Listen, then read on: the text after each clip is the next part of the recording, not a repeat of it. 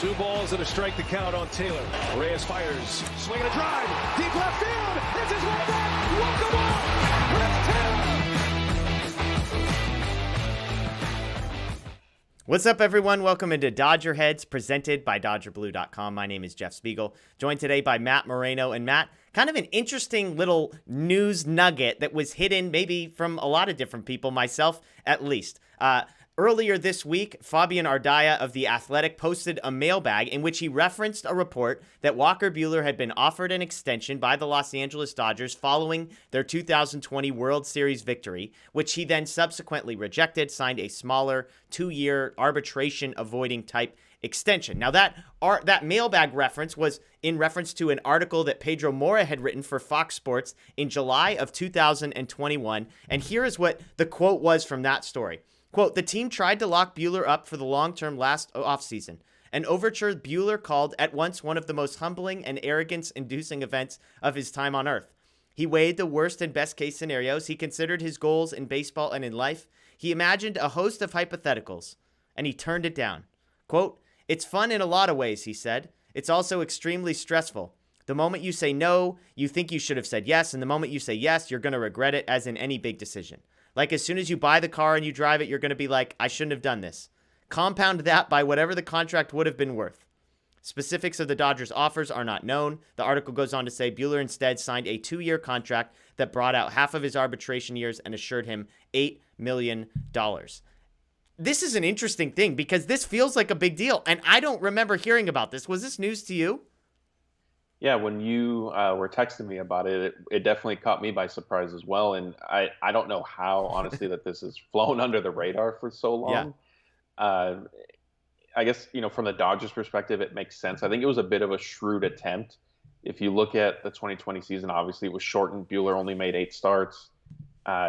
He was phenomenal in the postseason. So I think maybe they tried to sort of toe the line of saying, hey, like, you haven't necessarily done everything you're going to do before becoming a free agent kind of on the normal 6 years path, but we're willing to commit this X amount, whatever it was, to you because we believe in, your trajectory and development and all that. From Buehler's side, I imagine he said, well, no, like that's probably a low. I imagine it wasn't a high enough figure. Otherwise he probably would have signed it. Yeah.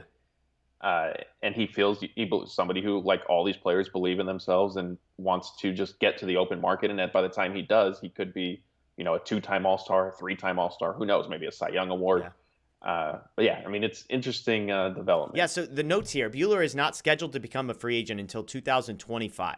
So the Dodgers, in signing the 2-year, $8 million deal, bought out his first 2 years of arbitration. Because he's a Super 2 type player, he actually will have a total of 4. So this is the second year of that 2-year deal. He has 2 more years of arbitration in 2023 and 2024.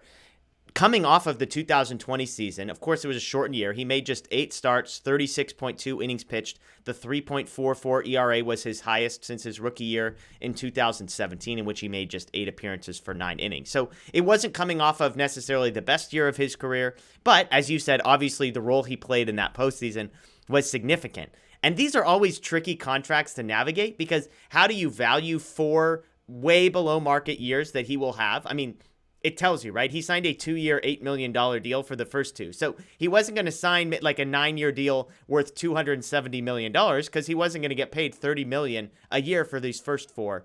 So that makes sense. And you have to give him credit. He bet on himself. He responds in 2021, 2.47 ERA, one of the best pitchers in baseball, a top 5 Cy Young finish, etc., etc. So it seems worth it.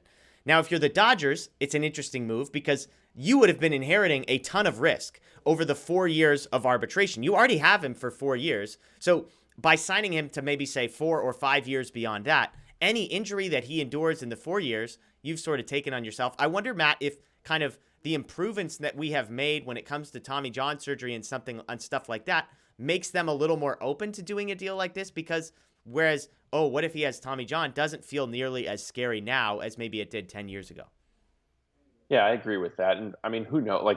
Like Pedro Mora wrote, like the terms are unknown. Yeah. So, it could have been maybe a 6-year contract where we'll buy out all your arbitration years plus 2 years of what, would potentially be free agency for you. And at that point, I think that's a risk the Dodgers are probably comfortable taking. And had that been the case, I would have said, yeah, like this deal makes sense. Buehler, I think, is somebody aside from the kind of blister trouble, and obviously he had Tommy John back when he was drafted, has pretty much remained healthy. So with pitchers, I mean, every contract is a risk, right? Like you could sign somebody to a 1-year contract and not get anything out of them because unfortunately something could happen in spring training and then that ends up being it. So there'll always be risk. I think with the kind of elite pitchers, it's just an understanding of, hey, like, yeah, we're going to commit to X amount of years. It is a little bit of a long term. We don't know what the future holds, but obviously we're hopeful. Yeah, and with Buehler, I mean, obviously this is a guy that is a fan favorite. There would have been no negativity around a deal like this.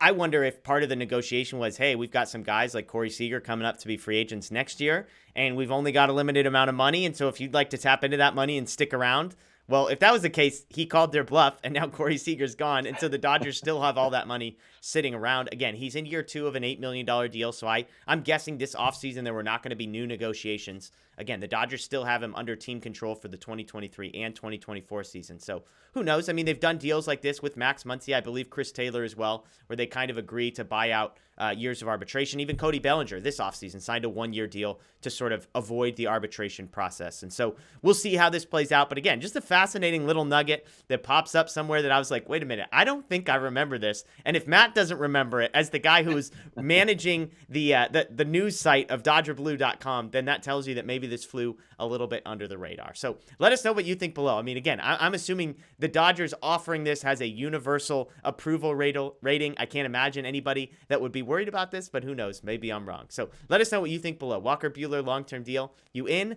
or you out? That's Matt Moreno. My name's Jeff Spiegel. As always, we appreciate you joining us. This is DodgerHeads presented by DodgerBlue.com, where you can check out all the latest news and updates.